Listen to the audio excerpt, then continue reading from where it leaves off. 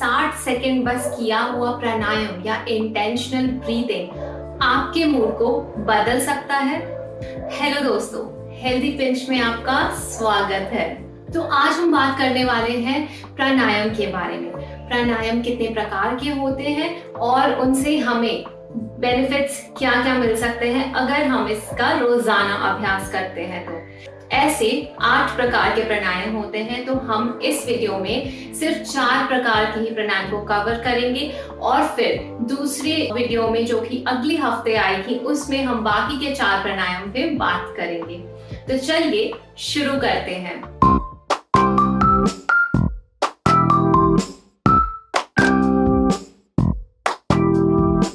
सबसे पहले ये जानते हैं कि आखिर प्राणायाम होता क्या है।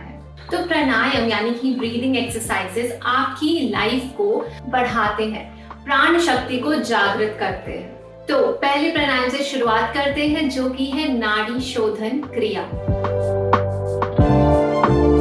तो सबसे पहले हम ये जान ले कि इस प्राणायाम को कौन से लोग ना करें। तो हम जब भी प्राणायाम या योग के बारे में बात करते हैं, हम सबसे पहले प्रिकॉशंस की बात करते हैं कि किन्हें ये प्राणायाम या योग नहीं करना चाहिए। जिनको हार्ट, ब्रेन या एब्डोमिनल किसी भी प्रकार की सर्जरी रिसेंट हुई हो तो वो इस प्राणायाम को ना करें। और जनरली अगर आपको प्राणायाम या योग करना है तो आप हमेशा इसे सुबह खाली पेट करें। अगर आपको शाम में भी करना है तो आप ध्यान रखें कि एटलीस्ट 3 से 4 घंटे पहले आपने खाया हो। और हमेशा अपने बॉवल मूवमेंट्स को एम्प्टी करने के बाद, इवन यूरिन क्लियर करने के बाद ही आप योग और प्राणायाम को प्रैक्टिस करें।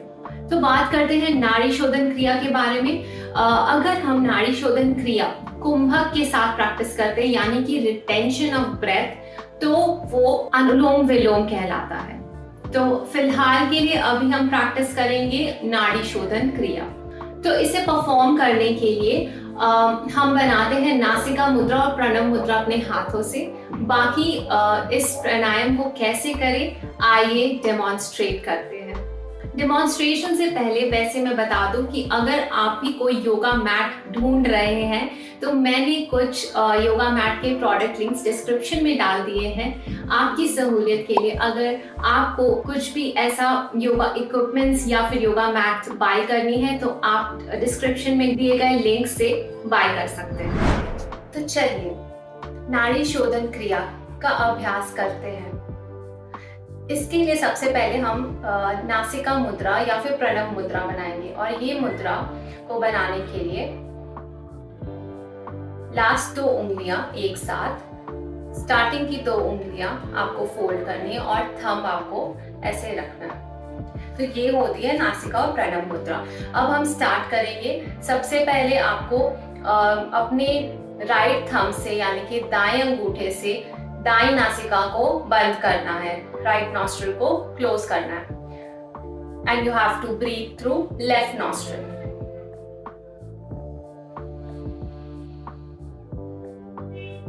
और फिर हमें इन 2 अंगुलियों के सहारे लेफ्ट नॉस्ट्रिल को क्लोज करके राइट नॉस्ट्रिल से सांस को छोड़ना है।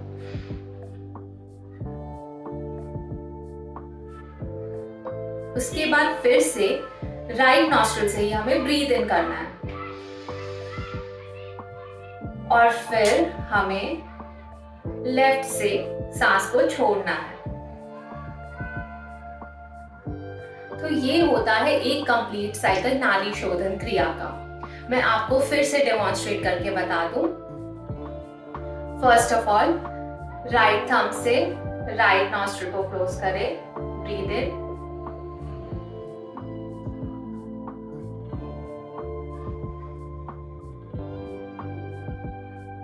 again from right nostril, breathe in,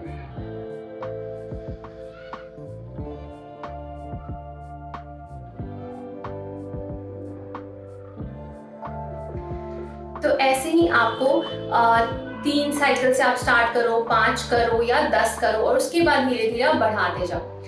और आपको ये ध्यान रखना है कि जब हम इनहेलेशन और एक्सहेलेशन कर रहे हैं तो उसका रेशियो कुछ इस प्रकार होना चाहिए कि अगर आपने इनहेलेशन 1 सेकेंड किया है तो एक्सहेलेशन 2 सेकेंड का होना चाहिए, मतलब 1:2।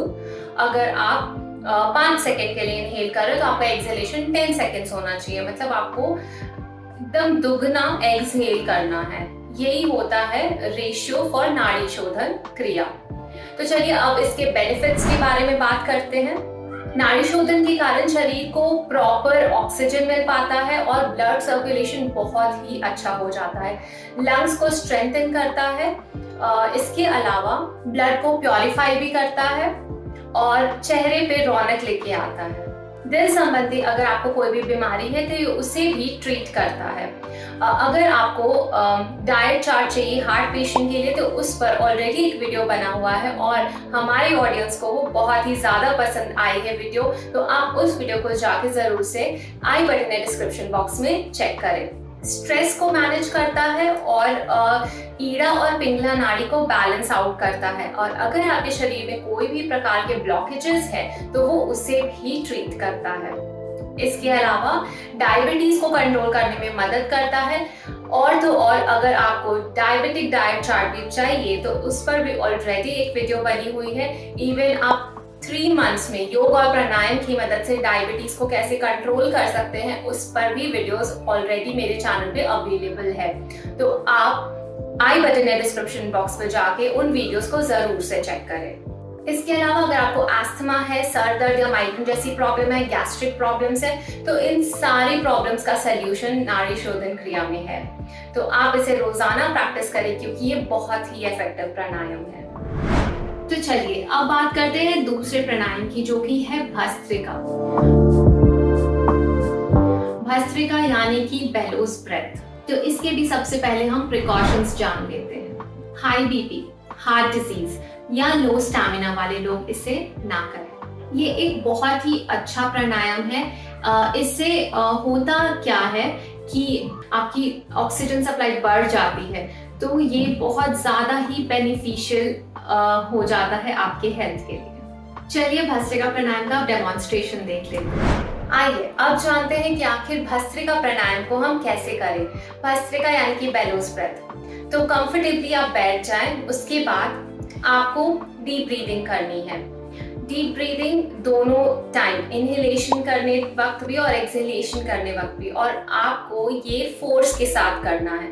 बस जब आपने डीप ब्रीदिंग को फोर्स के साथ कर लिया तो इसे हम भस्त्रिका प्राणायाम कहते हैं।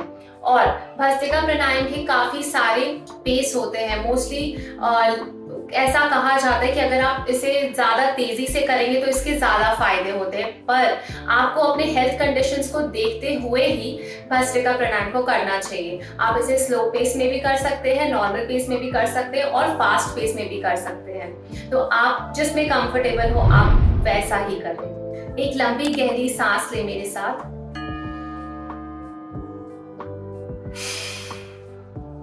और तुरंत से छोड़ दे। और यही एक साइकिल होता है भस्त्रिका प्राणायाम का। तो हम इसे 3 बार, 5 बार या 10 बार स्टार्टिंग में कर सकते हैं और फिर धीरे धीरे इसकी फ्रीक्वेंसी को बढ़ाएं। तो चलिए साथ में करते हैं।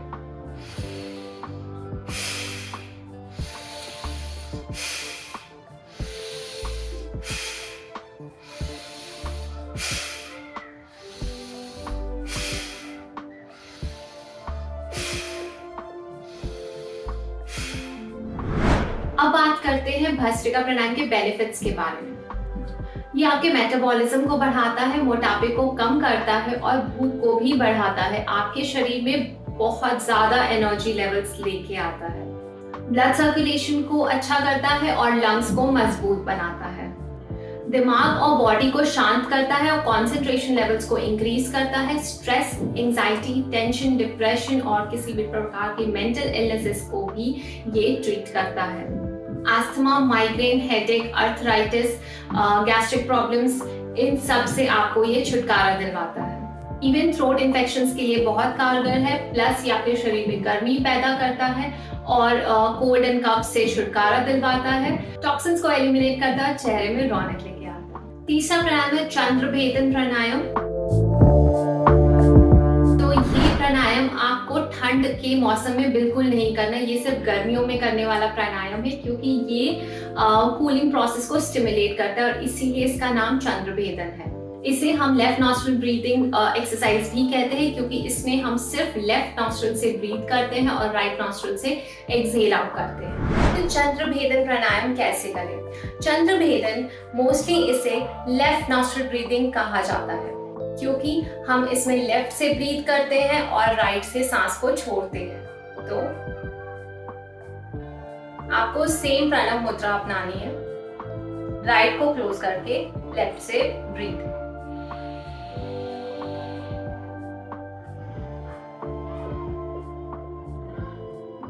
और राइट से सांस को छोड़ना है। फिर से राइट को क्लोज करके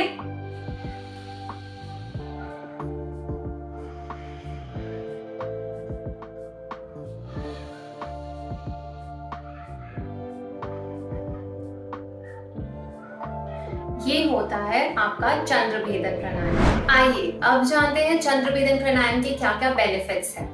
तो ये आपके शरीर की गर्मी को कम करता है और ठंडक प्रदान करता है, इसीलिए आपको इसे समर्स में करना चाहिए। इसके अलावा ये आपके लेजीनेस को भी कम करता है। Heart burn, mental tension, stress, anxiety, high blood pressure, ये सब से आपको निजात दिलवाता है। चलिए अब बढ़ते हैं चौथे प्राणायाम की ओर, जो कि है सूर्यभेदन प्राणायाम। तो सबसे पहला प्रिकॉशन, जैसे कि चंद्रभेदन को हम ठंड में नहीं करते, वैसे ही जस्ट इसका ऑपोजिट है कि सूर्यभेदन प्राणायाम को हम गर्मियों के मौसम में बिल्कुल नहीं करते। और तो और अगर आपको फीवर है तो भी हम इसे नहीं करते। और अगर आपकी प्रकृति पित्त प्रकार की है जो कि बहुत ज्यादा बढ़ी हुई है तो भी आप इससे अवॉइड करें। अगर आपको एसिडिटी इश्यूज है तो भी आप इस प्राणायाम को बिल्कुल ना करें। इसके अलावा अगर आपको अपना बॉडी टाइप जानना है कि आप आयुर्वेद के हिसाब से कौन से बॉडी टाइप के हैं, वात, पित्त या कफ, तो उस पे ऑलरेडी एक वीडियो बनी हुई है, आप उससे जाके आई बटन में डिस्क्रिप्शन बॉक्स में जरूर से चेक करें। हाई बीपी या दिल संबंधी बीमारी जिसे है वो भी इस प्राणायाम को ना करें, और अगर हाल ही में आप डायरिया से रिकवर हुए हैं तो भी इसे अवॉइड करें। चलिए अब हम देख लेते हैं कि सूर्यभेदन प्राणायाम को कैसे करें। अब हम परफॉर्म करेंगे सूर्यभेदन प्राणायाम, जिसे कि राइट नॉस्ट्रल ब्रीदिंग कहा जाता है। तो ये चंद्रभेदन का बिल्कुल ऑपोजिट फॉर्म है। इसमें हम राइट नॉस्ट्रल से ब्रीथ इन करते हैं और लेफ्ट नॉस्ट्रल से ब्रीथ आउट करते हैं। तो चलिए इस प्राणायाम को साथ में करें। प्रणव मुद्रा, blocking the left nostril, breathe in through right.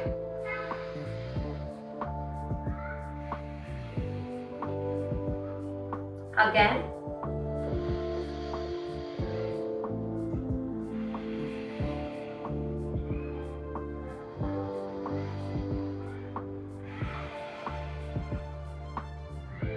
तो ये था आपका सूर्यभेदन प्राणायाम। चलिए अब इसके बेनिफिट्स भी जान लेते हैं। ये आपके नर्वस सिस्टम को बूस्ट करता है, इम्यूनिटी को बढ़ाता है और डाइजेस्टिव सिस्टम को एफिशिएंट बनाता है।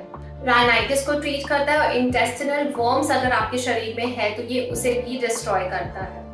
अस्थमा, कोल्ड, लो बीपी प्रॉब्लम्स को ये ट्रीट करता है। आपके बॉडी में गर्मी पैदा करता है। तो जिनके हाथ और पैर मोस्टली ठंडे रहते हैं उन्हें ये प्राणायाम बहुत ज़्यादा ही रेकमेंडेड है। आप इसे करें और इससे आपको फायदा मिलेगा। इसके अलावा ये म्यूकस यानी कि कफ को बॉडी से बाहर थ्रो करने में हेल्प करता है। बॉडी वेट लॉस के लिए ये बहुत अच्छा माना जाता है। और अगर आपको किसी भी प्रकार की मेंटल इलनेस है, स्ट्रेस है, टेंशन, एंजाइटी है, डिप्रेशन है, ये सब के लिए ये बहुत कारगर माना जाता है। तो ये थे 4 प्राणायाम और उनके बेनिफिट्स।